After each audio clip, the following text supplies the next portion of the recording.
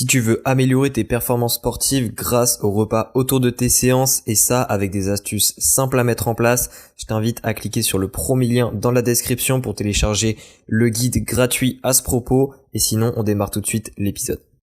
Et salut à toi, bienvenue dans ce nouvel épisode du podcast Nourris ta santé. Comme promis, je fais un troisième épisode sur le calcium et plus précisément sur tout ce qui est supplémentation en calcium. Je vais parler de différentes supplémentations qui existent au niveau du calcium, différentes formes, et je vais te donner un petit peu les guidelines, un petit peu les points principaux pour chacune de ces formes pour que tu puisses comprendre si tu t'informes au niveau de la supplémentation, comprendre quelle est là où les formes les plus intéressantes et quelles sont celles à éviter. Donc on commence tout de suite sans plus tarder. Donc déjà au niveau des formes, il en existe plusieurs. Il existe le calcium carbonate, il existe le calcium citrate, le calcium lysinate et d'autres encore.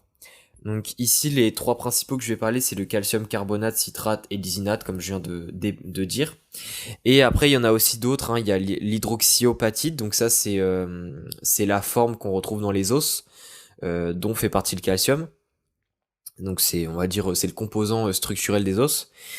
Et il y en a également d'autres, c'est le calcium qui vient du corail, et il y a également le calcium orotate, le calcium lactate, etc. Alors déjà pour ce qui concerne le calcium qui vient du corail, le calcium lactate, le calcium glauconate, le calcium orutate et le calcium qu'on appelle AEP, ce sont des types de calcium qui ne sont pas intéressants. Soit ils sont à éviter, on va dire vraiment d'un point de vue santé, c'est-à-dire qu'ils sont plutôt dangereux, soit ils sont juste pas intéressants, ils ont pas d'intérêt. Par exemple, un qui est dangereux, c'est le calcium qui vient des corails. Le problème de ça, c'est que les niveaux en métaux lourds dans ce type de calcium est très élevé. Et au final, pour ce que ça apporte en calcium, ça apporte beaucoup trop de métaux lourds. Et ça pose plus de problèmes qu'autre chose. Après, il y en a d'autres, comme le calcium lactate, etc., qui ne sont juste pas très intéressants niveau absorption et autres caractéristiques, donc cela on oublie. Au niveau de l'hydroxyapatite, c'est une forme qui n'a pas été assez recherchée. Il n'y a pas assez de résultats pour qu'on puisse en tirer des conclusions, donc je vais pas en parler non plus. Et du coup, on va pouvoir attaquer au niveau des trois autres formes que j'avais dit, et là on a beaucoup plus de données, donc c'est déjà plus intéressant pour les comparer. On va commencer par le calcium carbonate. Donc faut savoir que pour chaque forme, il n'y a jamais une forme, c'est rare qu'il y ait une forme qui soit parfaite. Évidemment, il y a quelques exceptions, Si on prend par exemple la créatine, on sait très bien que la créatine monohydrate, c'est vraiment la forme qui n'a pas vraiment de point faible et qui reste la meilleure. Mais pour d'autres minéraux ou nutriments de manière générale, c'est un peu plus compliqué. Et au niveau du calcium, le calcium carbonate, justement, on estime environ 40% de calcium dans cette forme-là, c'est-à-dire que pour 1 gramme consommé de calcium carbonate, on a 400 mg de calcium. Donc c'est plutôt pas mal, 40%.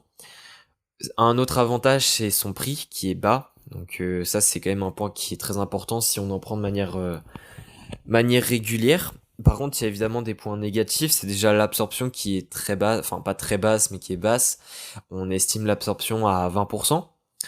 Donc ça reste quand même relativement bas, c'est-à-dire que si on reprend l'exemple du 1 gramme pour 400 mg de calcium qu'on obtient, on va seulement absorber 80 mg de calcium, si on fait le calcul. Donc c'est vrai que ça diminue quand même assez drastiquement. Ensuite, il y a le fait qu'on ait besoin d'un environnement acide pour justement dissoudre le calcium carbonate. Donc c'est-à-dire en fait que c'est mieux de prendre ce supplément durant un repas parce que de manière isolée ça peut être plus compliqué à prendre. Donc voilà. Et c'est pour ça que c'est un point négatif. Et enfin au niveau, donc ça c'est un petit peu lié à lui juste avant que j'ai dit, mais c'est que la solubilité dans l'eau, donc notamment pour la prise du supplément, c'est quelque chose qui est basse, c'est-à-dire que ça a une solubilité qui est basse. Et on peut pas le prendre en fait en tant que boisson, donc ça c'est aussi parfois un désavantage selon de comment et dans quelle situation on veut prendre le supplément. Ensuite, au niveau du calcium citrate, alors c'est un petit peu l'inverse, c'est assez drôle au final, c'est que pour 2 grammes, on a 400 mg de calcium. C'est-à-dire en fait qu'il y a 2 fois moins de calcium pour la même quantité de supplément par rapport au calcium carbonate. Mais justement, ce qui est assez drôle, c'est que l'absorption, elle est 2 fois plus grande. Autrement dit, ça revient au même. En termes d'absorption, en termes d'apport, en fait, ces deux suppléments sont très liés. C'est-à-dire que si tu prends 1 gramme de chaque, tu vas te retrouver avec 80 mg pour les deux. Parce que même si tu vas avoir que 200 mg de calcium pour le calcium citrate si tu prends un seul gramme, et bien vu que l'absorption est de 40%, tu vas te retrouver avec évidemment plus. Tu vas te retrouver avec 80%. Enfin 80 mg plutôt de calcium. Et c'est la même chose pour le calcium carbonate. Donc les deux sont très similaires. Et par contre, le calcium citrate a une meilleure solubilité dans l'eau. Donc a une meilleure solubilité dans l'eau. Et il a été montré que pour les personnes qui ont des antécédents, notamment au niveau des cristaux rénaux, donc des cristaux rénaux, enfin je sais plus comment on les appelle, mais bref, c'est un petit peu ça l'idée, c'est que les sels citriques justement diminuent la formation de la plupart des cristaux rénaux. Et donc les cristaux rénaux qui sont généralement des acides oxaliques, des cristaux d'acide oxalique. Et justement, le citrate peut avoir un rôle là-dedans. Donc ça peut être un avantage. Alors évidemment, le calcium citrate coûte généralement plus cher. Mais effectivement, il peut avoir quand même certains avantages selon comment est-ce qu'on prend le supplément notamment. Ça peut être intéressant. Et enfin, le calcium lysinate, alors c'est lui parmi les 3 qui a été encore le moins recherché. Mais c'est un qui a pas mal de potentiel. C'est déjà, il y a à peu près 30% de calcium dans le calcium lysinate, ce qui est un juste milieu entre les deux autres.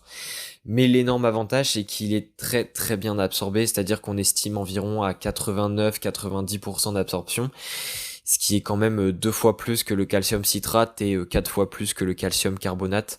Donc au final, on se rend compte que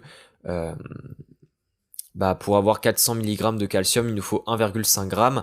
Mais évidemment, contrairement aux autres, parmi les 400 mg de calcium, il va y en avoir plus de 300 mg qui vont être réellement absorbés. Donc au final, en termes d'absorption par rapport à la quantité qu'on prend, le calcium lysinate est largement supérieur.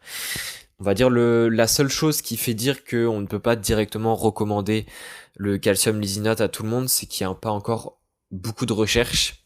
Enfin, il y en a quand même suffisamment pour dire qu'il a du potentiel, mais on ne sait pas encore tout dessus et ça peut être un petit peu trop tôt pour dire que c'est la solution à tout.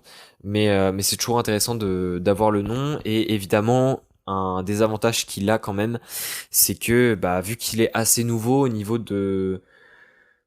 pour ce qui concerne comment le trouver, où est-ce qu'on l'achète, etc., c'est quelque chose qui est compliqué parce qu'il est très peu disponible encore, contrairement aux deux autres. Donc c'est un petit peu un désavantage. Voilà un petit peu pour cet épisode sur les suppléments au calcium. J'ai essayé d'être assez succinct mais quand même de donner des détails. Donc si t'as des questions, n'hésite pas. Et sinon ça clôture la petite série d'épisodes sur le calcium. Et on se dit à la prochaine pour d'autres épisodes. Allez, ciao.